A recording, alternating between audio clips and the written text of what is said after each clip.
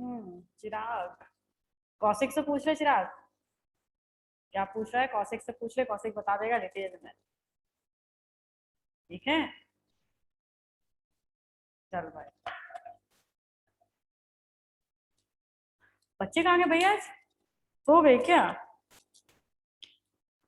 अच्छा, ज्वाइनिंग चल रही है। करो ज्वाइन जल्दी जल्दी, पढ़ना स्टार्ट करें। 3 मिनट हो गए।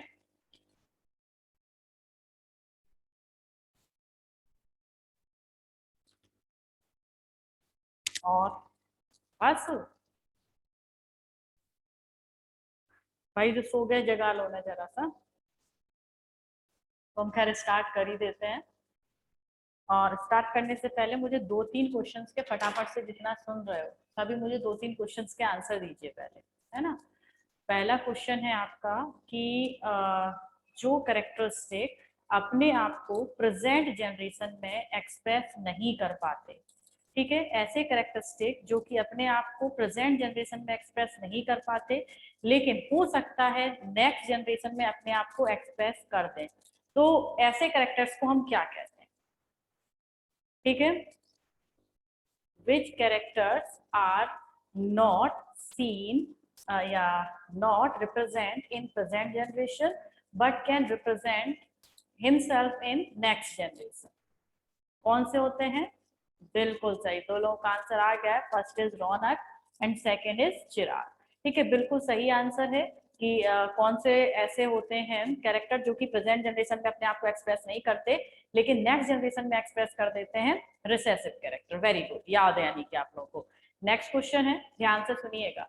नेक्स्ट क्वेश्चन है, जो हम क्रॉस कराते हैं, और ऐसे मोनोहाइब्रिड क्रॉस मान लीजिए, हम जब कोई मोनोहाइब्रिड क्रॉस कराते हैं तो उसमें जहां पर आपने देखा होगा हम F1 जनरेशन लिखते हैं। इस F1 जनरेशन में F का मतलब क्या होता है? What is the meaning of F in different experimental cross? Different experimental cross में F का मतलब क्या होता है? वेरी गुड रौनक। और किसी का आंसर नहीं आया? क्या होता है आपका? फिलियल होता है। ठीक है, एफ का मतलब क्या होता है? Filial generation. कल ही मैंने बताया था ना, भूल कैसे गए, है ना। क्या कहलाता है आपका? फिलियल जनरेशन कहलाता है। चलिए आइए नेक्स्ट टॉपिक पर। नेक्स्ट क्वेश्चन है थर्ड, आज का आपका थर्ड क्वेश्चन पूछ रही हूँ, जरा सा उसे ध्यान से सुनिएगा। हाँ भाई, क्वेश्चन है आपका कि जब हम मोनोहाइब्रिड क्रॉस कराते हैं, ठीक है, मोनोहाइब्रिड क्रॉस में F2 जनरेशन कैसे ऑब्टेन की जाती है? F2 जनरेशन कैसे ऑब्टेन की जाती है मोनोहाइब्रिड क्रॉस में? कैसे का मतलब है कौन सा क्रॉस कराते हैं?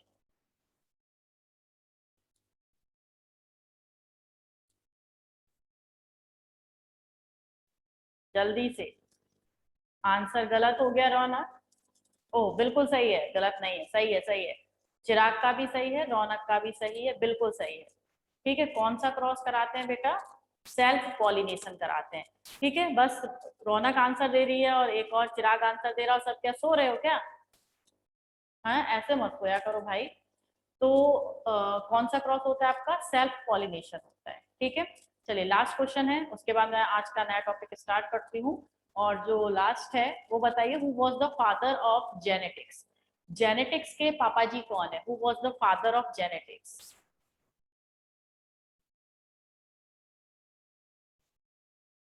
ओ, मैंने गर्ल्स के ग्रुप में लिंक सेंड नहीं किया। अरे रे रे रे रे। चलो भैया, गर्ल्स को बता देना, जितने भी सुन रहे हो ना, आप लोगों के फ्रेंड्स वगैरह होंगे, सिमी, शिल्पी, जो भी हैं आपके जितने भी फ्रेंड्स, उन्हें बता दो मैंने पढ़ाना स्टार्ट कर दिया भाई। गलती होगी, मैं उधर जाऊंगी ना तो ये सारा टीम का काम मुझे उतारना पड़ेगा।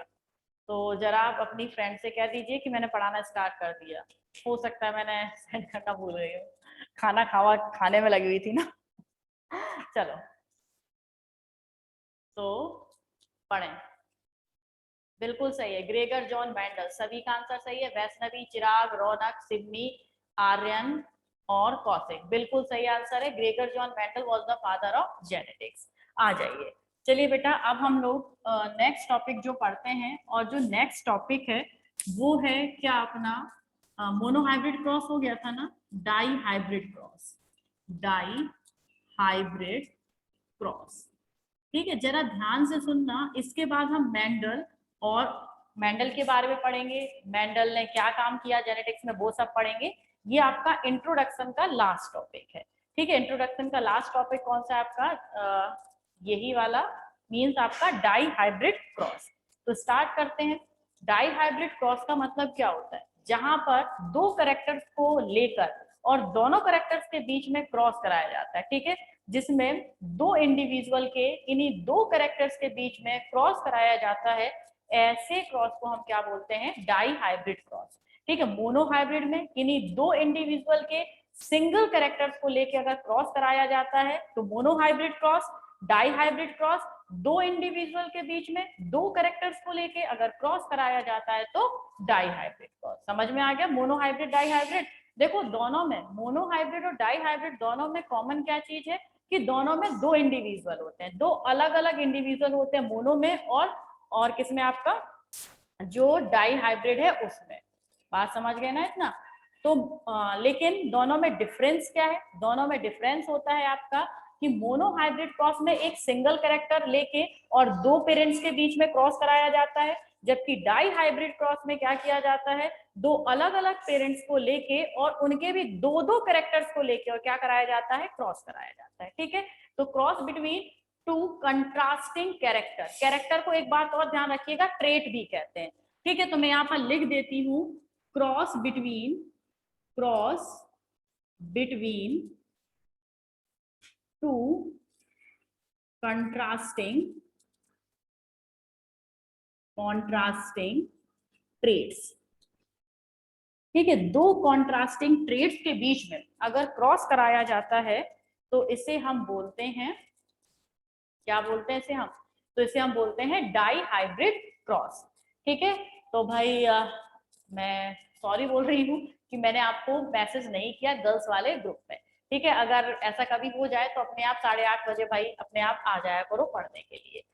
ठीक है, तो डाई हाइब्रिड क्रॉस का मतलब cross between two contrasting trait, दो कंट्रास्टिंग ट्रेट के बीच में जो क्रॉस कराया जाता है उसे हम डाई हाइब्रिड क्रॉस कहते हैं।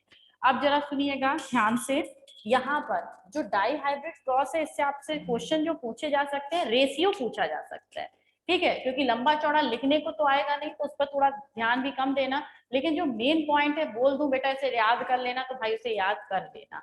तो डाई हाइब्रिड क्रॉस में दो कंट्रास्टिंग ट्रेट, जैसे कि हम एक ट्रेट ले लेते हैं, पहले ले लेते हैं हम कलर। ठीक है, कौन सा लिया हमने, कलर, कलर ऑफ सीड। ये आपने 10th में पढ़ा है इसलिए मैं उसी वाला को एग्जांपल ले रही हूँ। एक और एग्जांपल लेके आपको समझा दूंगी दूसरा। तो कलर ऑफ सीड, और दूसरा कैरेक्टर हम ले लेते हैं कौन सा आपका, टेक्सचर ऑफ सीड। ठीक है, दो हमने क्या ले लिए, कैरेक्टर ले लिए। अब आपको पता है दो कैरेक्टर, एक कैरेक्टर के कितने एलिलिक फॉर्म होते हैं, दो, जानते हो ना। जैसे कि ये कलर है तो इस कलर के भी कितने होंगे, दो एलिलिक फॉर्म, और ये टेक्सचर है तो इसके भी कितने एलिलिक फॉर्म होंगे, दो। ठीक है, तो कलर ऑफ सीड में एक सीड का कलर कैसा होगा, येलो सीड। ठीक है, और दूसरा सीड कौन सा होगा आपका, ग्रीन सीड। समझ गए, एक टेक्सचर कैसा होगा, राउंड, और एक टेक्सचर कैसा होगा, रिंकल्ड। ठीक है, आप समझते हो ना, टेक्सचर का मतलब से मटर का दाना है तो ये है, ये तो राउंड है, और रिंकल्ड कैसा होगा, जिसमें ऐसी झुर्रियां सी पड़ी होंगी, सिकुड़ा सा देखा होगा आपने, कोई मटर का दाना से सूख जाता है तो सिकुड़ जाता है, तो उसे हम क्या बोलते हैं, रिंकल्ड। बात समझे। तो एक बात मैं फिर से कह रही हूँ, 3 लाइनें मैंने लिखी हैं, इन 3 लाइनों में से आपको 2 क्वेश्चन मिल जाएंगे। एक क्वेश्चन तो है डाई हाइब्रिड क्रॉस में कितने ट्रेट्स का क्रॉस कराया जाता है या कितने कैरेक्टर का क्रॉस कराया जाता है, तो 2 कैरेक्टर का क्रॉस कराया जाता है। दूसरा, डाई हाइब्रिड क्रॉस में कितने एलिलिक फॉर्म का आपस में क्रॉस कराया जाता है। ध्यान रखिएगा, अगर कैरेक्टर पूछे तो 2 कैरेक्टर का क्रॉस कराया जाता है, लेकिन अगर वहीं पर उसने एलिलिक फॉर्म पूछ लिया कि कितने एलिलिक फॉर्म का क्रॉस कराया जाता है, तो आंसर क्या होगा, 4। कितने एलिलिक फॉर्म का क्रॉस कराया जाता है, 4 एलिलिक फॉर्म का क्रॉस कराया जाता है। ये देखो 1 2 3 4 एलिलिक फॉर्म हो गए, yellow green round wrinkled, done. चलो तो यहाँ से 3 लाइनों से मैंने 2 क्वेश्चन आपको बिल्कुल समझा दिए। अब आते हैं यहाँ पर, येलो को किससे रिप्रेजेंट करते हैं आपको पता है, capital Y, capital Y, capital से रिप्रेजेंट कर रहे हैं, यानी कि कैसा होगा, डोमिनेंट होगा। और जो डोमिनेंट होता है वो अपने आप को प्रेजेंट जनरेशन में रिप्रेजेंट कर सकता है, कल ही बताया था। ग्रीन कैसा होता है, रिसेसिव, और रिसेसिव को किससे रिप्रेजेंट करते हैं, वाई से। एक बात का ध्यान रखना कि जब भी किसी एक ट्रेट के, मैं कह रही हूँ एक एक शब्द यहाँ पर जेनेटिक्स का बेटा एक एक शब्द इंपॉर्टेंट होता है, तो ध्यान से सुनना। किसी एक ट्रेट के दोनों एलिलिक फॉर्म को हम सेम अल्फाबेट से रिप्रेजेंट करते हैं, इस बात का ध्यान रखना। किसी भी ट्रेट के किन्हीं 2 एलिलिक फॉर्म को हमेशा सेम अल्फाबेट से रिप्रेजेंट किया जाता है, लेकिन वो अल्फाबेट कैसे होते हैं, कैपिटल और स्मॉल अल्फाबेट होते हैं। जैसे हमने एक कैरेक्टर लिया, एक कैरेक्टर जैसे हमने कल हाइट का लिया था, ठीक है, हाइट का कैरेक्टर लिया, तो हाइट को चाहे वो आपकी टॉल हो या फिर आपकी शॉर्ट हाइट हो, तो टॉल को कैपिटल टी से, तो शॉर्ट को हमने स्मॉल एस से रिप्रेजेंट नहीं किया था, इसी टी का स्मॉल वर्जन स्मॉल टी से हम क्या करते हैं, रिप्रेजेंट कर देते हैं। बात समझ लेना इतना। तो इसीलिए ध्यान रखना, येलो को कैपिटल वाई से, तो ग्रीन को जी से मत कर देना, ये बच्चे बड़े गलती करते हैं, ग्रीन लिख दिया तो उसे जी से। अगर मान लो एक ही कैरेक्टर का वो रिसेसिव फॉर्म है, तो उसी के स्मॉल लेटर से क्या होगा, रिप्रेजेंट होगा, ठीक है। तो capital Y, small Y, round को कैपिटल आर, रिंकल्ड को डब्ल्यू से मत कर देना, क्या हो जाएगा यहाँ पर, स्मॉल आर। तो ये क्या हो गए, 2 कैरेक्टर हो गए। ये दोनों कैरेक्टर एक प्लांट के अंदर प्रेजेंट है, ठीक है। मान लीजिए ये जो प्लांट है, इस प्लांट के अंदर ये कैरेक्टर प्रेजेंट है, और ये एक प्लांट है, ठीक है, इस प्लांट के अंदर ये दोनों कैरेक्टर प्रेजेंट है। अब इन दोनों प्लांट के बीच में, ठीक है, इन दोनों प्लांट के बीच में हम क्या कराएंगे, क्रॉस पॉलिनेशन। कौन सा पॉलिनेशन, कौन सा बेटा, क्रॉस पॉलिनेशन, ध्यान रखिएगा, क्रॉस पॉलिनेशन। तो सबसे पहले कौन सा पॉलिनेशन कराया जाता है, मोनोहाइब्रिड और डाई हाइब्रिड में दोनों में सबसे पहले ट्रू लाइन्स, ये ट्रू लाइन है, ध्यान है ना, जब दोनों सेम होते हैं तो उसे हम क्या कहते हैं, ट्रू ब्रीडर या ट्रू लाइन। ट्रू लाइन के बीच में हम क्रॉस पॉलिनेशन कराते हैं। आई थिंक आप इतना समझे, ठीक है। तो चाहे मोनोहाइब्रिड हो या डाई हाइब्रिड हो, जो फर्स्ट क्रॉस कराया जाता है वो कैसा कराया जाता है आपका, ट्रू लाइंस के बीच में या ट्रू ब्रीडर्स के बीच में क्रॉस पॉलिनेशन कराया जाता है। It's done. चलो भाई, तो जब हम ये क्रॉस कराते हैं, ठीक है, मैं यहाँ पर लिख देती हूँ, यहाँ पर लिख देती हूँ, क्या है, कैपिटल आर, कैपिटल वाई, ये एक इस वाले प्लांट के कैरेक्टर हो गए, और दूसरे कैरेक्टर दूसरे प्लांट के क्या है, स्मॉल आर, स्मॉल वाई, ठीक है। अब F1 जनरेशन, मैं इसमें ज्यादा डिटेल में नहीं जाऊंगी, वो क्रॉस पूरा नहीं बना रही हूँ, सिर्फ इतना समझिएगा, F1 जनरेशन में जो कैरेक्टर आएंगे सारे एक एक एलिलिक फॉर्म आएंगे, ठीक है, सारे एक एक एलिलिक फॉर्म लिख लीजिए। कैपिटल आर आ गया, कैपिटल आर के बाद स्मॉल आर आ गया, और फिर कैपिटल वाई, एक कैपिटल वाई, फिर दूसरा कौन सा, स्मॉल वाई। जितने भी आपके F1 जनरेशन में, कौन सा है, F1 जनरेशन में जितनी भी प्रोजेनीज बनेगी, F1 जनरेशन में जितने भी ऑफस्प्रिंग बनेंगे, वो सभी के सभी ऑफस्प्रिंग आपके कैसे होंगे, वो सभी के सभी ऑफस्प्रिंग आपके कैसे होंगे, हाइब्रिड होंगे, ठीक है। कैसे होंगे, हाइब्रिड, यानी कि हेट्रोजाइगस। कैसे हैं बेटा ये, भाई कैपिटल आर, स्मॉल आर, 2 अलग अलग टाइप के आ रहे हैं, तो इसीलिए से हमने क्या कहा, हेट्रोजाइगस। ये कैसे बन गए, हेट्रोजाइगस हाइब्रिड। और कैसे होंगे, सभी, ऑल हेट्रोजाइगस हाइब्रिड। बात समझ गए इतनी। चलो भाई, अब नेक्स्ट बात पर आइए, ध्यान रखना कैसे होंगे, ऑल होंगे, मैंने फिर से कहा रेशियो का जरा ध्यान रखिएगा। अब इसके बाद हम डायरेक्ट क्रॉस नहीं करते, इसके हम बनाते हैं गैमीट्स। क्या बनाते हैं, इसके हम गैमीट्स बनाते हैं। तो चलो बेटा गैमीट्स बना लेते हैं। गैमीट्स यहाँ पर बनाते हैं। ये कोई भी जो मैं बना रही हूँ, ये कोई भी क्रॉस नहीं है, बच्चे से भी क्रॉस कहते हैं। ये क्या है, formation of gamete, formation of gamete. क्या है बेटा, फॉर्मेशन ऑफ गैमीट है। एक बात और कह दूं, एक आधा लुढ़क मत जाना, सो मत जाना, मुझे पता है नींद का टाइम है, लेकिन सोए ना तो वहीं आके पानी डाल दूंगी सिर से, ठीक है ना? हाँ। अच्छा, चलो कोई नहीं, हो गए। तो अब देखो इसके गैमीट बनाने हैं। गैमीट आप कैसे बनाएंगे इसके, देखिएगा, ये आपको ये दिखाई दे रहा है, इसके गैमीट बनाने हैं। तो सबसे पहले यहाँ पर कैपिटल आर, ये वाला कैपिटल आर यहाँ लिखा। अब नेक्स्ट यहाँ पर स्मॉल आर, ये वाला स्मॉल आर यहाँ पर लिख लिया। अब क्या बचा, कैपिटल वाई स्मॉल वाई, दूसरे कैरेक्टर वाले, कैपिटल वाई यहाँ लिखा, स्मॉल वाई आपने यहाँ लिख लिया, हो गया। अब क्रॉस कराना, इसका इसका क्रॉस कराया तो क्या आया आपका, कैपिटल आर कैपिटल वाई, यही आया। इसका इसका क्रॉस कराया। एक बात का और ध्यान रखना, अगर आप पहले आर लिख रहे हैं तो इन सभी में पहले आर ही लिख लेना, चाहे वो स्मॉल हो या चाहे वो आपका कैसा हो, कैपिटल हो। तो मैंने यहाँ पर पहले आगे की तरफ आर लिखा है ना, तो अब नेक्स्ट जब इसका और इसका क्रॉस कराऊंगी ना, तब भी मैं आर पहले लिखूंगी। ये नहीं कि कैपिटल यहाँ पर वाई कैपिटल है तो मैं पहले वाई लिख लूँ। इस बात का स्पेशली ध्यान रखा करो, वरना बहुत मिस्टेक हो जाती है, सिली सी मिस्टेक है। इनफैक्ट आप क्या, टीचर भी नहीं ढूंढ पाता फिर मिस्टेक को, है ना? तो कैपिटल वाई स्मॉल आर का जब क्रॉस कराएंगे तो स्मॉल आर कैपिटल वाई, इसका क्रॉस कराएंगे कैपिटल आर स्मॉल वाई, इसका small R small R small Y, ठीक है। ये क्या बनते हैं, ये कहलाते हैं बेटा गैमीट। ये कोई जनरेशन नहीं है, ये कोई जनरेशन नहीं है, ये हमने फॉर्मेशन किसका किया है, ये फॉर्मेशन कर लिया है हमने गैमीट का, समझे? ये क्या बन गए, हमारे गैमीट बन गए। अब करना है हमें F2 जनरेशन में सेल्फ पॉलिनेशन कराने की कोशिश। ये तो क्या था, मैंने वैसे ही बता दिया था, ये F1 जनरेशन है, F1 जनरेशन में हम क्या कराते हैं, क्रॉस पॉलिनेशन। F2 जनरेशन में हम क्या कराते हैं, सेल्फ पॉलिनेशन। तो आ जाओ सेल्फ पॉलिनेशन की तैयारी करते हैं। सबसे पहले तो इसमें हमें बहुत बड़ा सा एक कहानी बनानी पड़ेगी, ठीक है, बना ले यहाँ पे। चलो भाई, दिखाई तो दे रहा है आप लोगों को। अब क्या करना है, अब आपने जो ये जो गैमीट बने हैं ना, इन गैमीट को यहाँ पर लाइन से लिख लेना है। चलो मैं पहले ऊपर वाले में लिख लेती हूँ, तो कौन से हैं, capital R capital Y, capital R capital Y, लिख लिया। उसके बाद दूसरा गैमीट कौन सा है, स्मॉल आर कैपिटल वाई, लिख लिया।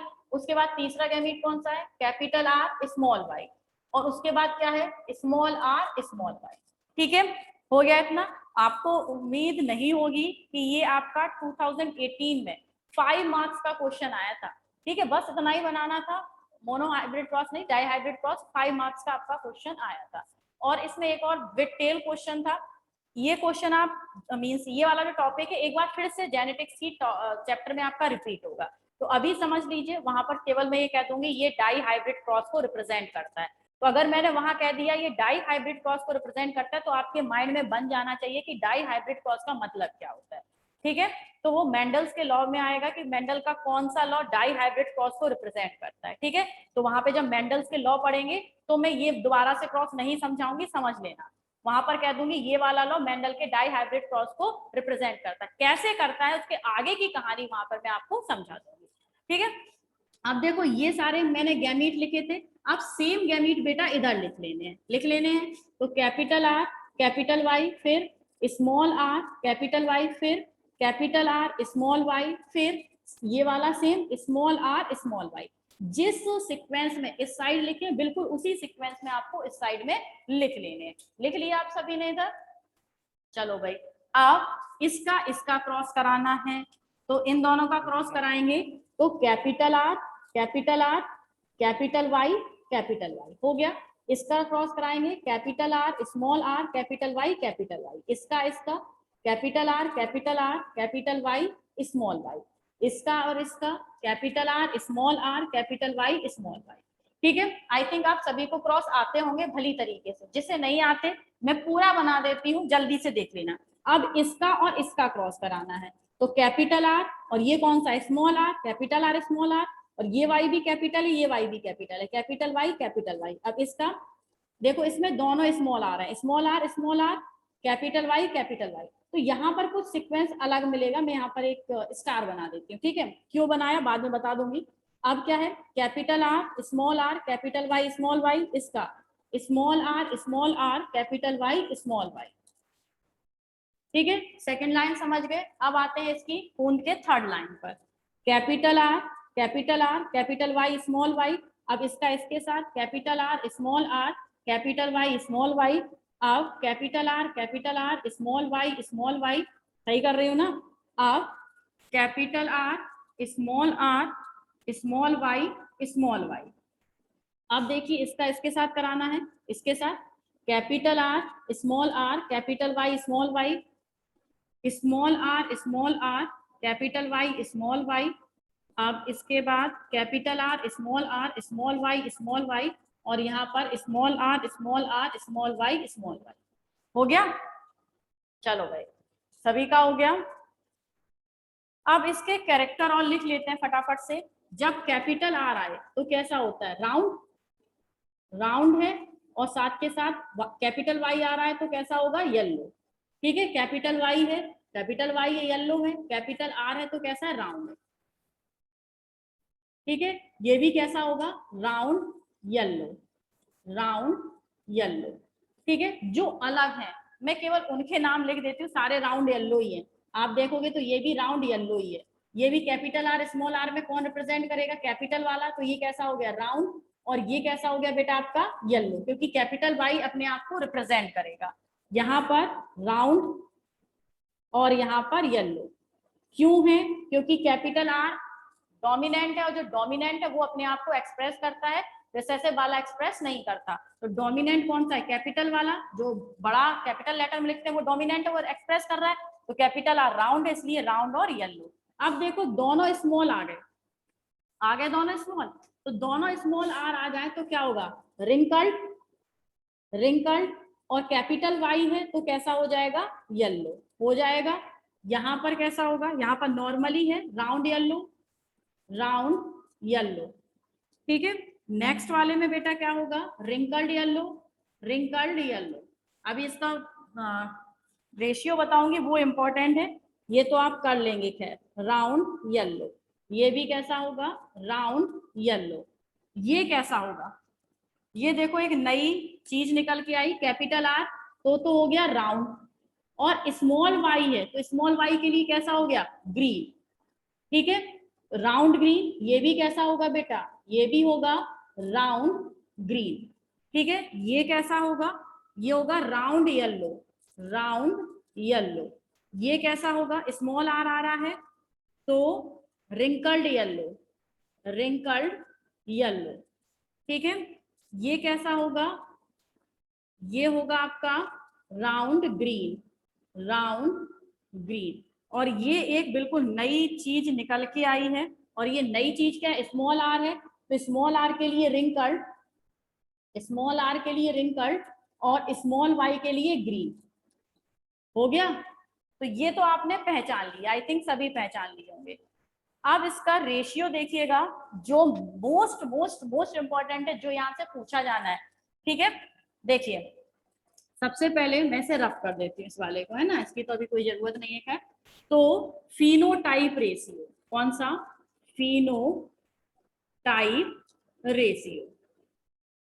फिनोटाइप रेशियो क्या है। अब आप राउंड ग्रीन काउंट कर लीजिए, राउंड ग्रीन कितने हैं, 1 2 3 4 5 6 7 8 9 कैसे हैं आपके राउंड ग्रीन, तो यहाँ पर मैं 9 लिख दूं, और 9 कैसे हैं बेटा, 9 है राउंड ग्रीन। दिख गए ना, जो ग्रीन मार्कर से लिखे हैं मैंने वो सारे कैसे हैं, राउंड ग्रीन है। फिर रेशियो लगाया, अब उसके बाद देखो रिंकल्ड येलो कितने हैं, 1 2 3, रेड मार्कर से सारे मैंने कौन से लिखे हैं, रिंकल्ड येलो, तो 3 कैसे हुए, 3 है आपके रिंकल्ड येलो, हो गए। फिर उसके बाद फिर से रेशियो लगाया, अब देखिएगा राउंड ग्रीन कितने हैं, ब्लैक मार्कर से मैंने लिखे हैं 1 2 3 क्या है, राउंड ग्रीन है। 3 कैसे है बेटा, 3 है आपके राउंड ग्रीन। हो गया। अब देखो और कुछ बचा है, बिल्कुल बचा है, एक बचा है रिंकल्ड ग्रीन। ठीक है, रेशियो 1 कैसा है, रिंकल्ड ग्रीन। तो फिनोटाइप रेशियो क्या आया, 9:3:3:1 आ गया। फिनोटाइप रेशियो कितना आया, 9:3:3:1 हो गया। तो आपका जब भी कुछ भी कैरेक्टर दे रखा हो एक्स वाई जेड, जैसे यहाँ पर मैंने लिया है पी का सीड और उसी सीड का टेक्सचर, उसका फिनोटिपिक रेशियो क्या है, तो आपने क्या बताया 9:3:3:1, यही तो आपने बताया। अब मैंने कैरेक्टर चेंज कर दिए, जैसे मैंने दो कैरेक्टर ले लिए, एक तो प्लांट की हाइट और दूसरा कैरेक्टर ले लिया मैंने प्लांट के फ्लावर का कलर, ठीक है, colour of the flower and दूसरा हाइट ऑफ द प्लांट, दो कैरेक्टर हो गए। अब इनके बीच में अगर आप डाई हाइब्रिड क्रॉस करें, तो अगर आप इनके बीच में डाई हाइब्रिड क्रॉस करते हैं तब भी जो रेशियो है वो कैसा आएगा, सेम आएगा। ध्यान रखना रेशियो एक बार आप याद कर लीजिए, ये हमेशा कैसा बना रहेगा, सेम बना रहेगा, ठीक है। और अगर ये रेशियो गलत आ रहा है यानी कि आपने जो आंसर है वो गलत कर दिया है, ठीक है, समझ रहे ना इतनी बात। तो इतना आपको क्या करना है, ध्यान रखना है कि डाई हाइब्रिड क्रॉस में मेंडल्स के लॉ को अगर फॉलो कर रहा है, ठीक है, वैसे कई जगह मेंडल्स के लॉ को फॉलो नहीं करता, जैसे स्नैप ड्रैगन में नहीं करता, मैं बता दे रही हूँ, लिख लेना, स्नैप ड्रैगन भी आपका एक फ्लावर है, वो कभी भी मेंडल्स के लॉ को फॉलो नहीं करता, ठीक है, स्नैप ड्रैगन है। और एक आपका फ्रूट फ्लाई है ड्रोसोफिला मेलेनोगास्टर, नाम याद रहेंगे, लिख दूं, कौन सा है, ये दिख रहा है क्या, ठीक है, ये है आपका ड्रोसोफिला, ड्रोसोफिला मेलेनोगास्टर, मेलेनोगास्टर, और दूसरा कौन सा था, स्नैप ड्रैगन, स्नैप ड्रैगन। ये आपके हैं दो ऑर्गेनिज्म जो कि मेंडल्स के कुछ लॉ को, स्पेशली डाई हाइब्रिड लॉ को फॉलो नहीं करते। जो ड्रोसोफिला मेलेनोगास्टर है, इसे हम फ्रूट फ्लाई भी कहते हैं, ठीक है, और दूसरा आपका क्या है, स्नैपड्रैगन। और बाद बाकी जितने भी मेंडल्स के लॉ को फॉलो करते हैं वो डाई हाइब्रिड लॉ को भी फॉलो करते हैं, तो उनका जो रेशियो है हमेशा 9:3:3:1 भी आएगा, चाहे करेक्टरिस्टिक दुनिया में से कोई भी उठा के दे दे, समझ गए ना, कोई भी करेक्टरिस्टिक उठा के दे दे, और अगर वो मेंडल के लॉ को फॉलो कर रहा है तो रेशियो हमेशा सेम बना रहेगा 9:3:3:1, ठीक है, स्क्रीनशॉट लीजिए इसका।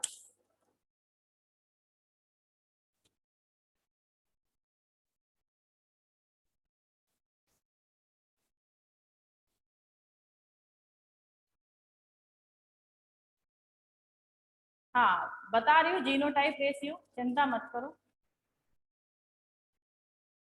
ठीक है, ये तो क्या हो गया आपका फिनोटाइप रेशियो, ठीक है, रफ कर दो इसे भाई, स्क्रीनशॉट ले लिया ना।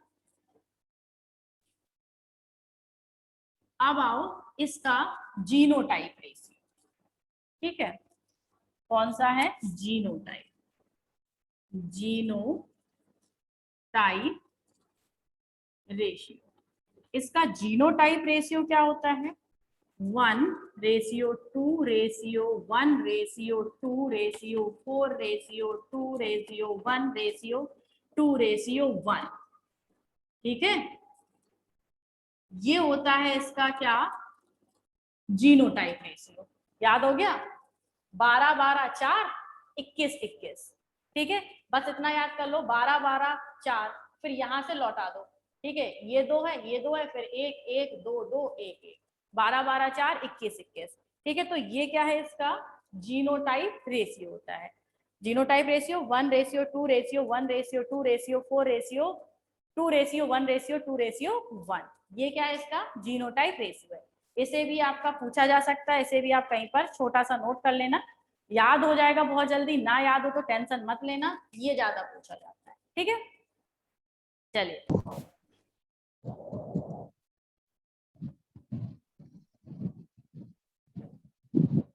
ठीक है, ग्रीन से ना लिखें, ग्रीन हटा दें क्या, लो ग्रीन हटा देते हैं, हटा दिया हमने, हो गया नोट, रफ कर दूं, आ, आ, आ, आ,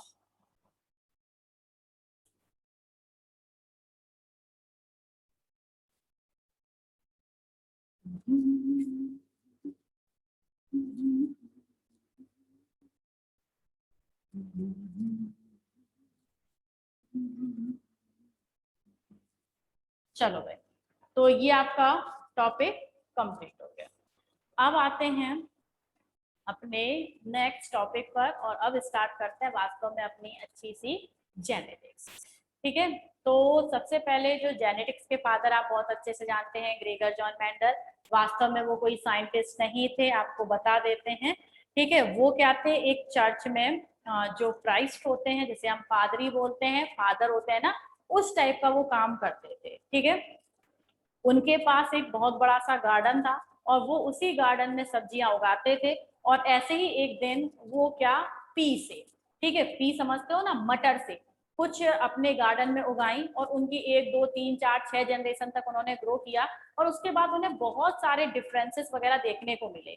उन्हीं डिफरेंसेस को उन्होंने अपने मैथमेटिकल एक्सप्रेशन, जो स्टैटिस्टिक्स एक्सप्रेशन है, उनमें ढालकर और कुछ क्या बना दिए, लॉ बना दिए। उन्हीं लॉ को हम क्या कहते हैं, लॉ ऑफ इनहेरिटेंस, या फिर हम बोलते हैं मेंडल्स लॉ। ठीक है, लॉ ऑफ इनहेरिटेंस वास्तव में उन्होंने ये सोच के नहीं बनाए थे कि मैं जेनेटिक्स का पापा कहलाऊंगा, ठीक है, और मैं ये एक्सपेरिमेंट कर रहा हूँ। वो केवल अपने लिए, अपनी खुशी के लिए अपने गार्डन में पेड़ पौधे लगाते थे। जब उन पेड़ पौधों में, स्पेशली मटर, मटर के पेड़ पौधों में उन्हें क्या, डिफरेंट टाइप के वेरिएशन देखने को मिले, उन वेरिएशन को उन्होंने मैथमेटिकल स्टैटिस्टिकल फॉर्मूले में पुट किया। और उसके बाद जब उन्होंने देखा तो उन्हें बहुत ज्यादा उनमें क्या दिखाई दिया कि एक स्पेसिफिक वेरिएशन दिखाई दिया कि हाँ भाई, इतने जनरेशन के बाद ये वेरिएशन रिपीट हो जाते हैं, समझ रहे हो ना। तो वो मैथमेटिकल एक्सप्रेशन से उन्हें क्या पता चला कि इतने जनरेशन के बाद ये क्या हो जाते हैं, रिपीट हो जाते हैं।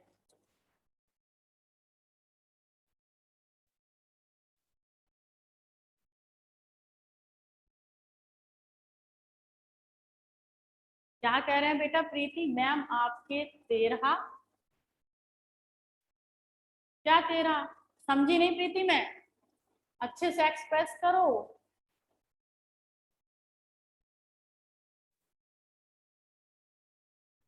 ओके, हाँ, हमारे स्कूल 13 में और हमारे घर पे भी। चलो भाई, आ जाते हैं। तो ठीक है, और हाँ एक बात और बता दें, जो ये मेंडल थे ना, मेंडल एक ऐसे प्राणी थे, अच्छे तो थे खैर, लेकिन मैं बुरा नहीं कह रही उन्हें, लेकिन उन्होंने जितनी भी अपनी खोजें की ना, इन सभी खोजों को उन्होंने बक्से में बंद करके रखा। सबसे बुरा काम किया। मीन्स वो जो भी रिजल्ट निकालते थे ना, वो मैथमेटिकल एक्सप्रेशन, स्टैटिस्टिकल एक्सप्रेशन से ना, उन सभी को किस में रख लेते थे, कॉपी किताबों में लिख के और अपने बक्से में बंद कर लेते थे। ठीक है, अब उनके ये बक्से में बंद करने से क्या हुआ कि जो लोग थे उनको ये खबर ही नहीं पहुंची कि इस तरीके के भी जेनेटिक्स, बायोलॉजी की कोई ब्रांच हो सकती है। अब हुआ क्या, जब उनकी डेथ हो गई, तो डेथ होने के बाद जब उनके बक्से वगैरह खोले गए और उनमें कुछ बुक्स मिली और वो बुक्स किसी तरीके से साइंटिस्ट के हाथ में लगी, तब उन साइंटिस्ट ने कहा कि अरे वाह, ये तो इतने साल पहले ही खोज हो चुकी है जेनेटिक्स जैसी ब्रांच की। ठीक है, तो उनके जिंदा रहते हुए वो कभी फेमस नहीं हो सके, कौन, मेंडल, लेकिन उनके मरने के बाद अदर साइंटिस्ट ने उनकी जो बुक्स, उनके द्वारा लिखे गए जो नियम थे, उनको पूरा एक्सप्रेस किया, उनको पूरा डिमॉन्स्ट्रेट करके देखा, एक्सपेरिमेंटली प्रूव करके देखा, तब जाके पता चला कि यार ये मेंडल तो गजब के इंसान थे और इन्होंने बहुत अच्छी जेनेटिक्स के बारे में नियम बना दिए हैं। बात समझे ना। हाँ भाई, चलो। अच्छा, मेरी तरह, ठीक है। चलो भाई, आ जाओ, पढ़ना स्टार्ट कर दें अब। तो हाँ, पढ़ना स्टार्ट तो हम कर दिए, मेंडल को स्पेशली पढ़ना स्टार्ट कर दें। तो अब क्या हुआ कि इन्होंने जो एक बात और समझना, मेंडल ने जहां पर भी ये जीन, हमने जीन जीन वर्ड यूज किया है ना, तो मेंडल को ये जीन वगैरह के बारे में पता नहीं था, क्योंकि ये बहुत पुराने इंसान थे, बूढ़े पुराने थे। तो उस समय जीन जैसा वर्ड भी, जो आपके जोहानसन थे जिन्होंने जीन वर्ड दिया था, वो भी वर्ड नहीं दिया गया था, मीन्स जीन के बारे में कुछ पता नहीं था। तो ये जीन को पता क्या कहते थे, जो मेंडल अंकल है, मेंडल साइंटिस्ट है ना अपने, ठीक है, तो ये जो मेंडल है ये जीन को क्या कहते थे, ये जीन को कहते थे फैक्टर। जीन को क्या कहते थे बेटा, फैक्टर।